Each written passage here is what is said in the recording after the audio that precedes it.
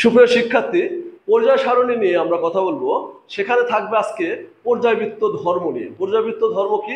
যেসব ধর্মগুলো পর্যায়ের সাথে আবর্তিত হয় সেই সম্পর্কে আমরা কথা বলবো। যেমন আমাদের ধাতব ধর্ম, পারমাণবিক আকার বা ব্যাসার্ধ, আয়নীকরণ শক্তি, ইলেকট্রন শক্তি, তড়িৎ ঋণাত্মকতা, এই ধরনের ফাংশনগুলো কিভাবে একটা পর্যায়ের বাম থেকে ডানে গেলে কি হয়, উপর থেকে নিচে গেলে কি হয়, এই সম্পর্কে আমরা কথা বলবো। তো তোমরা বোর্ডের দিকে লক্ষ্য রাখো যে আমি প্রথমেই দিয়েছি ধাতব ধর্ম, অধাতব ধর্ম, পারমাণবিক আকার বা ব্যাসার্ধ, আয়নীকরণ শক্তি বা আয়নীকরণ বিভব, ইলেকট্রন শক্তি এবং তড়িৎ ঋণাত্মকতা। এখন তোমরা তো জানোই যে পর্যায় সারণীতে, এটা মনে করো পর্যায় সারণী, এই ওপর থেকে যেগুলো নামে কলাম বা গ্রুপ, এটাকে বলবো আমরা গ্রুপ বা কলাম।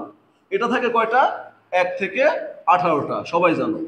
আর এই বাম থেকে ডানে গেলে এটাকে বলবো আমরা কি বলবো? পর্যায়। পর্যায় কয়টা থাকে সেটা জানোই, যে 1 থেকে 7টা। ক্লিয়ার? এবার ধাতব ধর্মের বেলায় যদি আমরা যাই, তাহলে তোমরা খুব সহজভাবে মনে রাখো যে ধাতব ধর্মের বেলায় কি হয়। ধাতব ধর্মের বেলায় যতই একটা পর্যায়ের বাম থেকে ডানে যাবে, ততই এটা কি হয়? ধাতব ধর্ম হ্রাস পায়। আর কি হয়? উপর থেকে যখন নিচে নামবে তখন ধাতব ধর্ম বৃদ্ধি পায়। ঠিক? তাহলে কি বলবা? বাম হতে ডানে হ্রাস পাবে, আর উপর হতে নিচে বৃদ্ধি পাবে। ক্লিয়ার? এই ঘটনা যদি ঘটে, অধাতব ধর্মের ব্যাপারটা হবে তার ঠিক বিপরীতটা। অধাতব ধর্ম পর্যায় সারণীর যে কোনো পর্যায়ের বাম থেকে ডানে গেলে অধাতব ধর্ম বৃদ্ধি পাবে, আর উপর থেকে নিচে গেলে হ্রাস পাবে। এটার আমি লিখবো না, লিখতে গেলে আমাদের অনেক সময় লাগবে। আমরা এই পর্যায় সারণীর পর্যায়বৃত্ত ধর্মটা ম্যারাথন ক্লাস নেবো খুব অল্প সময়ের জন্য। তো তোমরা দেখো এবার, অধাতব ধর্ম পরে পারমাণবিক আকার বা ব্যাসার্ধ। যে কোনো পর্যায়ের বাম থেকে যতই ডানে যাওয়া যাবে, পারমাণবিক আকার বা ব্যাসার্ধ আমাদের হ্রাস পায়। কেন হ্রাস পায়? তোমরা বইয়ের চিত্র দেখতে পাবে যে এইভাবে গোল গোল দেওয়া আছে। অর্থাৎ বাম থেকে যতই ডান দিকে যাবে, যদি ধরি sodium, magnesium, aluminium, silicon, phosphorus, তোমরা তাকে দেখবে যে কোনো পর্যায়ে বাম থেকে যতই ডানে যাবে ততই পারমাণবিক আকার বা ব্যাসার্ধ বা সাইজ হ্রাস পায়। তার কারণ কি? কারণ এই প্রতিটা মৌলের নিউক্লিয়াসে প্রোটন সংখ্যা বৃদ্ধি পাচ্ছে এবং বাইরের কক্ষপথে ইলেকট্রন সংখ্যা বৃদ্ধি পাচ্ছে, কিন্তু শক্তি স্তর বৃদ্ধি পায় না।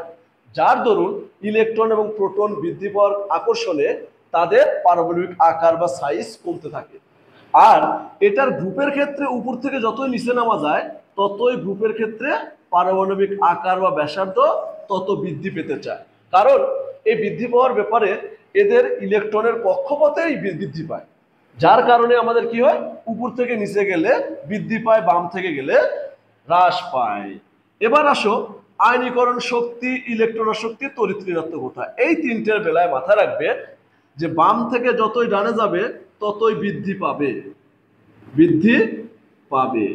ইলেকট্রন আসক্তিও তাই বৃদ্ধি পাবে এবং তড়িৎ ঋণাত্মকতাও বৃদ্ধি পাবে। তিনটা তোমরা আলাদা রাখবে, এই তিনটা তোমরা একরকম রাখবে। কারণ আয়নীকরণ শক্তিটা কি?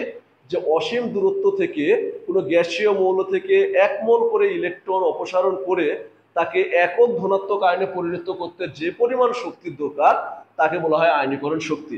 দ্যাট মিনস আয়নীকরণ শক্তিটা তোমরা এইভাবে মনে রাখবে যে কোনো ধাতু থেকে, কোনো মৌল থেকে একটা করে ইলেকট্রন সরিয়ে তাকে ধনাত্মক আয়নে পরিণত করতে যে শক্তির দরকার, সেটা আয়নীকরণ শক্তি। তোমরা মাথায় নাও, সোডিয়ামের সর্বস্থ শক্তি স্তরে কয়টা ইলেকট্রন থাকে? 1টা। ম্যাগনেসিয়ামের 2টা, অ্যালুমিনিয়ামের 3টা, সিলিকনের 4টা, ফসফরাসের 5টা। তোমরা খেয়াল করো, তাহলে এর একটা সরাতে যদি 100 টাকা খরচ হয়, মানে 100 শক্তি খরচ হয়, এর 2টা অবশ্যই বেশি লাগবে, এর 3টা আরো বেশি লাগবে, এর 4টা আরো বেশি লাগবে। এই জন্য আয়নীকরণ শক্তি বাম থেকে যতই ডানে যাওয়া যায়, আয়নীকরণ শক্তির মান বৃদ্ধি পায়। আর উপর থেকে নিচের দিকে কি হয়? আয়নীকরণ শক্তির মান হ্রাস পায়। মেয়েরা কেন হ্রাস পায়? হ্রাস পাওয়ার কারণ উপর থেকে নিচে যতই নামা যায় তাদের কক্ষপথটা বৃদ্ধি হয়, যার কারণে ইলেকট্রন এবং নিউক্লিয়াসে প্রোটনের মধ্যে আকর্ষণটা অনেক কম হয়।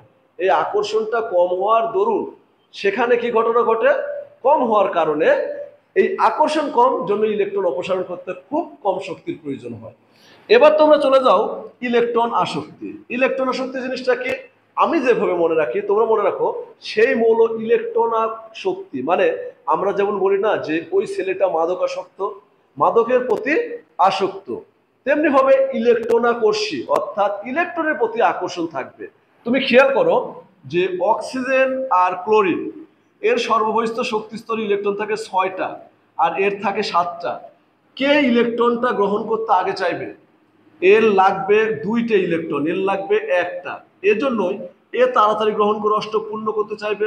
এজন্য ঠিক যে কোনো পর্যায়ের বাম থেকে ডানে গেলে ইলেকট্রন আসক্তির মান বৃদ্ধি পাবে, আর উপর থেকে নিচে গেলে হ্রাস পাবে। ব্যাপারটা ওই একই রকম, যে যত বাম থেকে তুমি ডানে যাবে ততই কি হচ্ছে, অধাতব ধর্ম বৃদ্ধি পাচ্ছে, অর্থাৎ পারমাণবিক আকার হ্রাস পাচ্ছে, যার দরুন এ ইলেকট্রন গ্রহণ করতে খুব দ্রুত চায়।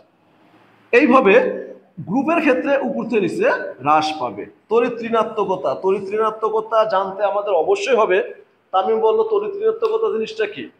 তড়িৎ ঋণাত্মকতার সংজ্ঞা হবে কোনো সমযোজী যৌগে 2টা পরমাণু যখন যুক্ত থাকবে একে অপরের সাথে, তখন বন্ধনের ইলেকট্রনটা কোনো একটা পরমাণু নিজের দিকে আকর্ষণ করার ক্ষমতা বেশি দেখাবে।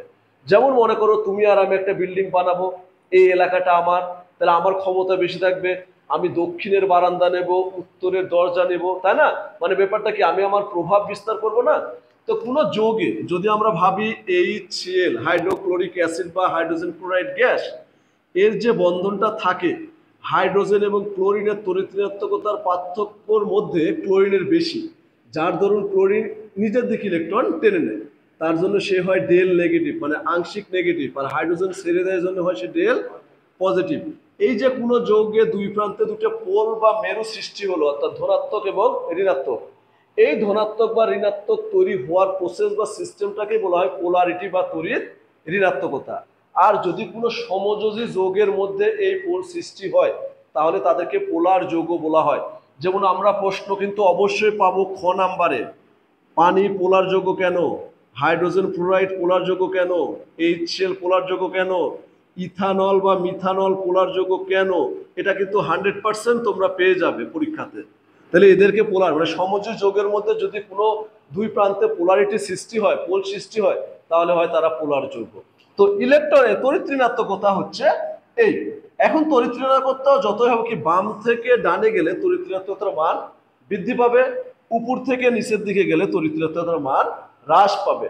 তোমরা আলাদাভাবে তোমাদের পড়ার টেবিলে এই মানে শীটটা তৈরি করে রাখতে পারো, তোমাদের উপকার দিবে যে কোনটা বাম থেকে গেলে বৃদ্ধি পায়, কোনটা উপর থেকে নিচে গেলে হ্রাস পায়।